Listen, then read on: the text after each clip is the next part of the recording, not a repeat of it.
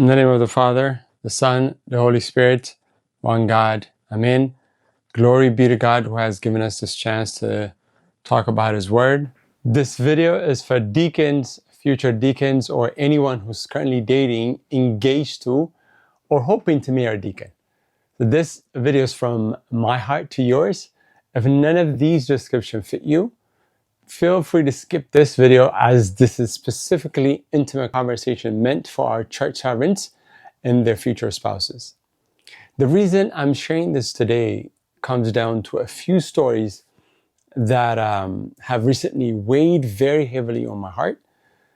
One was a historical account I read a while back, and I kept hesitating to make this video, maybe because the enemy was making me lazy, or maybe because God was making me wait until the right moment to truly contemplate on it. But recently, a modern story became the straw that broke the camel's back.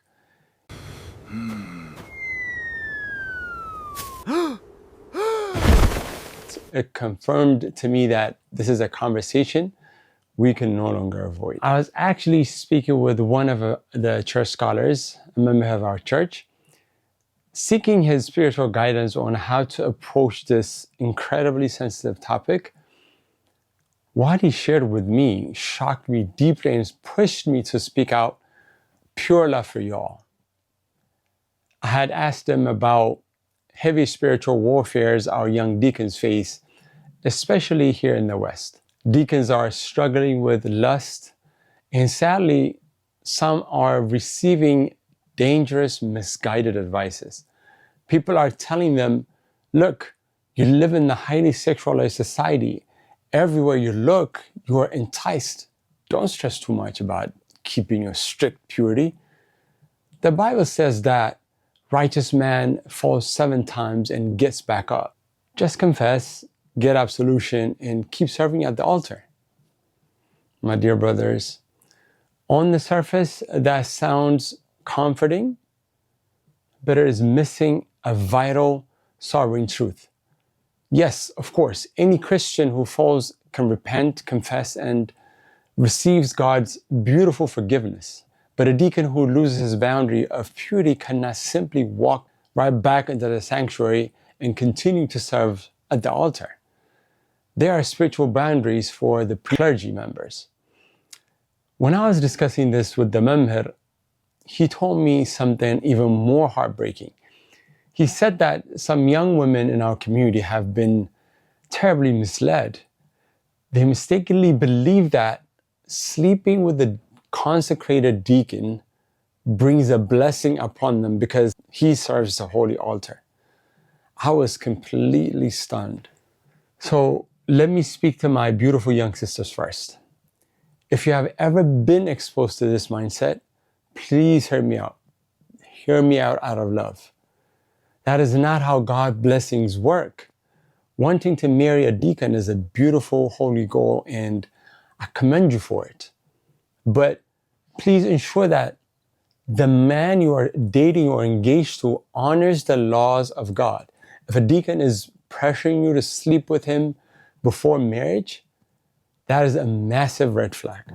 A servant who invites you to compromise your purity before God will not be able to guide your future family towards God.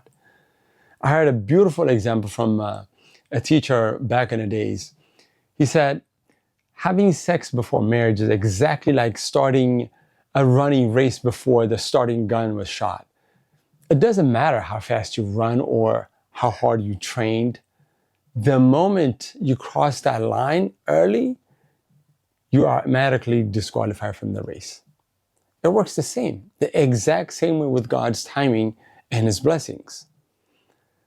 My advice to you, my dear sisters, is to learn what kind of character God expects from a deacon. I highly encourage you to open your Bible right now, if you have to pause this video, and read 1 Timothy chapter 3, 8 through 13.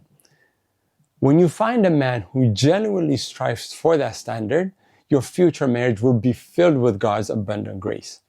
But if you set up for a servant who mocks God's boundaries, the spiritual consequences are devastating.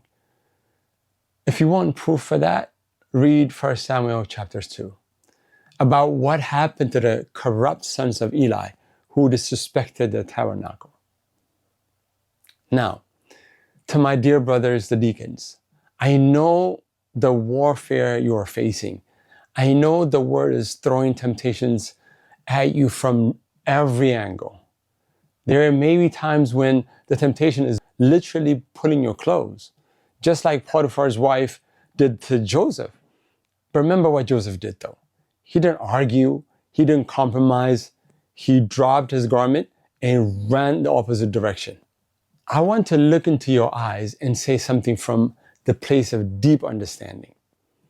If you have already crossed that line, fallen into fornication and lost your purity, I know how incredibly difficult and terrifying it feels to think about stepping down from your service. I get it. The fear of what people will say, the shame, and the habit of serving can make you want to just hide it and keep going. But please remember the word of Samuel. 1 Samuel chapter 22 says, to obey is better than sacrifice. It's far better to be obedient to the laws of the church than to offer a service that God cannot accept. You can step down. Many brothers in your exact situation have made that difficult, brave choice. They stepped down, embraced the life of a layman, and focused entirely on healing their souls. And please hear me clearly. There is absolutely no shame in that. In fact, God would much rather see you humble yourself as a repentant layman in the pews with the people than receive service at his altar from a deacon who is actively defiling his will. When we stand before his terrifying throne, we'll have no excuse. We won't be able to point fingers and blame the culture or blame a woman, just like Adam tried to blame Eve. God will show us that he had already given us the grace to overcome. Think about someone like Joseph who managed to run around, flee from sin, and conquer a massive temptation before the cross, way before the fullness of grace was given to humanity. And this links directly to a profound truth St. John Chrysostom frequently teaches when comparing us to those who lived before the New Covenant. He reminds us that as New Testament Christians, we live in an era where the Holy Spirit has been poured out directly into our lives to give us the strength to defeat any lustful thoughts or deeds. So if Joseph could fight off sin and preserve his purity with fewer tools, how much more is expected from us? We have the dynamic, active power of the Holy Spirit living inside us to help us win this fight. It is a sober reminder that we have no excuse. The strength is there. We just have to choose to run toward it. Please understand me. We'll all fall as Christians. I'm a layman, a regular person. I fall, I confess, I get up. I fall again, I confess, I get up. Nobody stops a layman like myself from coming to church to pray. But the rules are completely different for those who step past the curtain to the holies of holies. You cannot treat the altar like a revolving door, stepping into the darkness of the world and stepping into the sanctuary as you please. When we treat the holy things casually, we invite a righteous judgment and wrath of God into our lives. I'm not trying to scare you. I'm sharing this because I care about your life, your future, and your soul. I personally seen brothers who ignored this spiritual law and ended up facing immense misery, broken marriages, and spiritual darkness because they neglected what God put in place. Our enemy is a master trickster, just as he tempted Christ in the desert saying, jump from the cliff, God's angels will protect you. He whispers to you saying, God is loving, God is forgiving. You don't have to give up your service. But the scripture reminds us, do not test the Lord your God. This warfare can only be defeated by fleeing and fighting properly. Our Holy Fathers gave us the exact prescription to heal these lustful thoughts. They are prayer, fasting, and prostration. And St. John Chrysostom also emphasizes on giving alms. Think about this like this. If you are in severe pain and a doctor prescribes you a life-saving antibiotic, but you just leave the medication on the counter and never take it correctly, you cannot blame the doctor when he don't get cured. Our desert fathers left us a medication of fasting, prostration, almsgiving, and reading the Word of God. If we make excuses not to take the medicine, we cannot expect to be healed. My dear brothers, please do not take this the wrong way. I'm not here to judge you. I'm not sitting here pretending I'm a saint or that I'm better than you. God knows my weaknesses. I fall constantly. And it is only His abundant, beautiful grace that I am given another chance. The only difference between you and I is the weight of our responsibilities. I do not serve the altar, but you do. You bear a beautiful, terrifying, and sacred honor. To help you visualize the weight of this spiritual reality, I have put together a short animated story from the Desert Fathers about a priest who treated the altar casually. I pray this animation helps you realize just how precious and serious your calling truly is. May God help us all, bless your purity, and help us live a righteous life. Let us watch the animation together. Glory be to God. On another occasion, I went to the humble desert cell of the holy elder, Abba Macarius. But as I drew near the wooden door, my heart sank. There, collapsed on the cold stone, lay a priest. His entire head was being consumed and eaten into deep holes by a horrific, rotting cancer. The very bone of his skull was showing through the raw wounds. This man had traveled far across the burning sands to be healed, but the holy Macarius refused to even see him. Moved by the man's agonizing groans, I stepped inside and begged the blessed man. I knelt before him, crying out, "Abba, I beseech you, have mercy upon him. He is dying in agony. Please give to him just a single word of hope."